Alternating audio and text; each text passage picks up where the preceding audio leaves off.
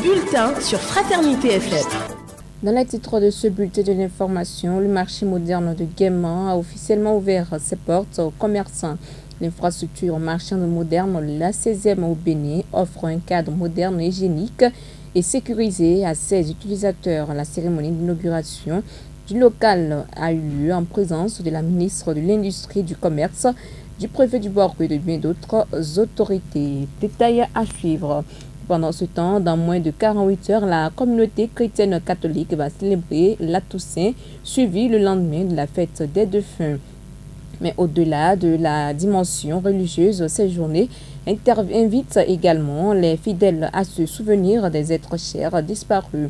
Dans le cimetière catholique de Parakou, les familles se rassemblent pour nettoyer les tombes, allumer les bougies et prier pour leurs défunts. Une équipe de la rédaction est allée faire le constat. Détail à suivre. À suivre également bien d'autres informations de l'actualité africaine et sportive.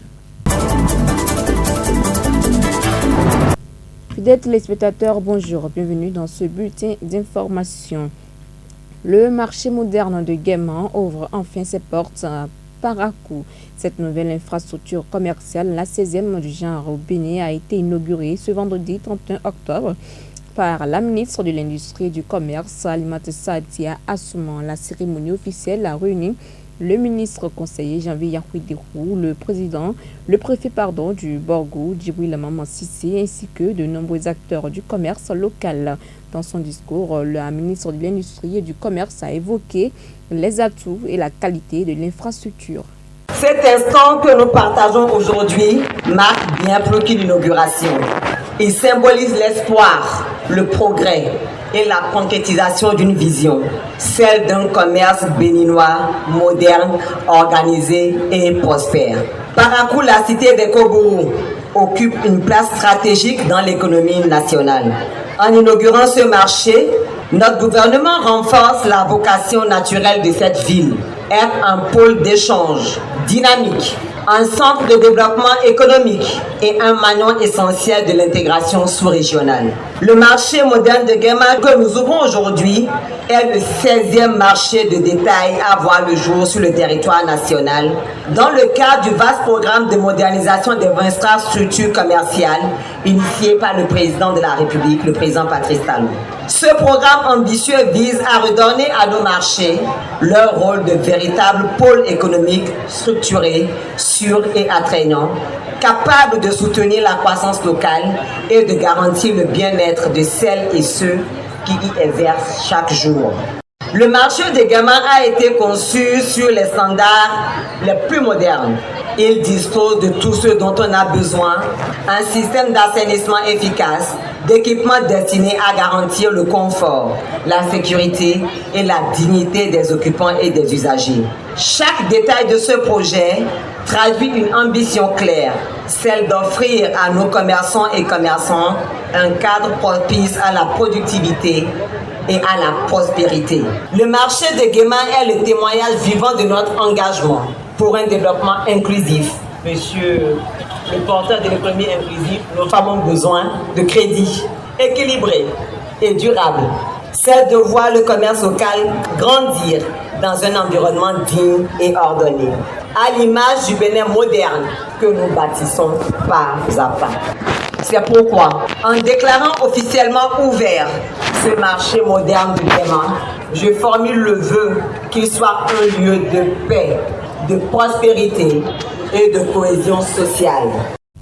Silencieux mais chargé d'émotions, le cimetière chrétien de Parakou s'anime à l'approche de la célébration des défunts. Plusieurs familles ont pris d'assaut ce lieu pour rendre propre les sépultures. Une équipe de la rédaction est allée faire le constat de l'ambiance qui règne sur place. Voici le reportage. Ils ne parlent plus, mais on ne les oublie pas. À quelques jours de la fête des défunts, le cimetière chrétien de Parakou reprend vie. Tombes réparées, murs rafraîchis, herbes arrachées, le site se refait une beauté pour accueillir dignement les familles venues se recueillir. Depuis le début de la semaine, des maçons sont à pied d'œuvre. Ils rebâtissent les tombes endommagées par le temps et les pluies. Anastasie Kodjori et Samuel Adeleke nous parlent de ce travail minutieux et délicat. Chaque 1er novembre, c'est la fête des Toussaints, la fête des morts, tel qu'on le dit.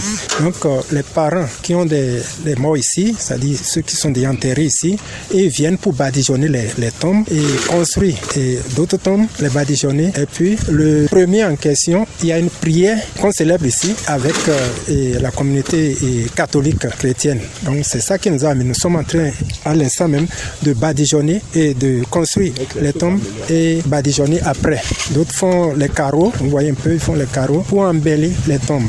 On est venu pour améliorer la maison. Quand on creuse une tombe aujourd'hui, au cimetière ici, nous allons mettre les soies et que tout le sang va revenir dans la tombe. Et le faire rentrer dedans. Nous améliorons le budget pour serrer, pour que quelqu'un ne va pas défaire notre histoire. C'est pour ça que nous sommes venus pour serrer aussi, pour travailler, pour voir les défauts et on mettre correction de tout ce qui s'oppose. Mais le chantier ne s'arrête pas là. Le lieu se pare également de nouvelles couleurs. Clément Yarigo, peintre, décrit les efforts déployés pour redonner au cimetière son aspect digne et accueillant. Les gens savent que la fête s'annonce. Ils ont déjà commencé par nettoyer le cimetière. Ceux qui ont de l'argent sont en train de nettoyer les tombes de leurs défunts. C'est depuis le matin que nous sommes là et j'ai constaté que les gens sont en train de nettoyer les tombes. Mis à part les tombes, il y a aussi les alentours du cimetière. Ils sont en train de sacrer. Ça devient propre.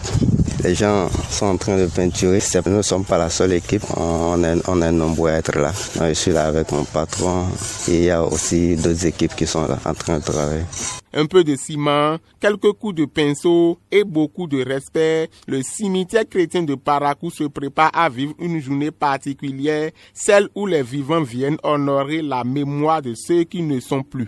En plus bref à présent, avant de retrouver les nouvelles internationales, une journée pas comme les autres, ce vendredi à l'Assemblée nationale. Le Parlement béninois ouvre en ce moment même sa deuxième et dernière session de l'année qui constitue la dernière de la 9e législature. C'est à travers une grande cérémonie qui se déroule au siège de l'institution à Porto-Novo. Cérémonie présidée par le président de l'Assemblée nationale, Louis Bernou Vlavonou, et qui connaît la présence des députés des différents courants politiques, du personnel parlementaire ainsi que d'une délégation du Parlement sénégalais conduite par son président El Malik Ndiaye.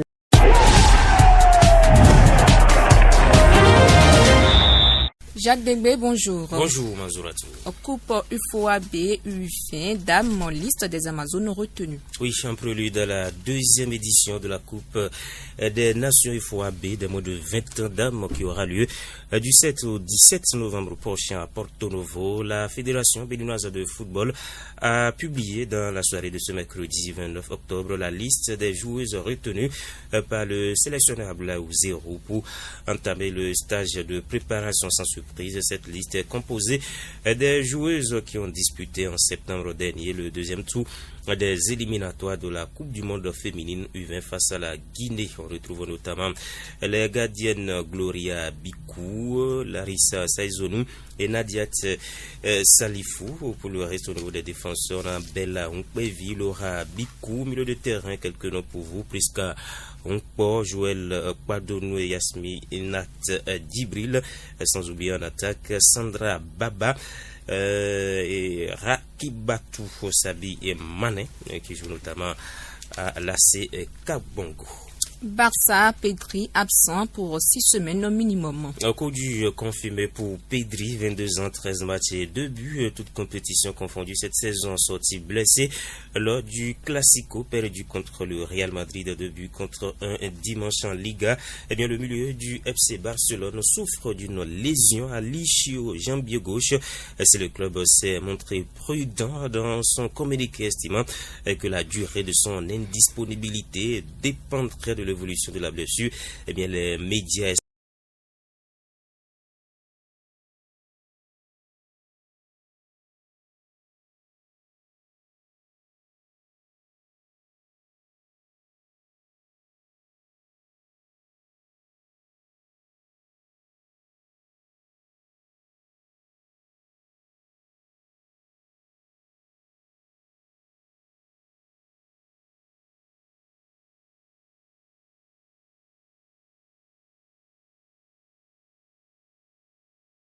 Ainsi s'achève ce numéro du bulletin de l'information, le tout dernier pour le compte de cette semaine. Merci de nous avoir suivis. À très bientôt.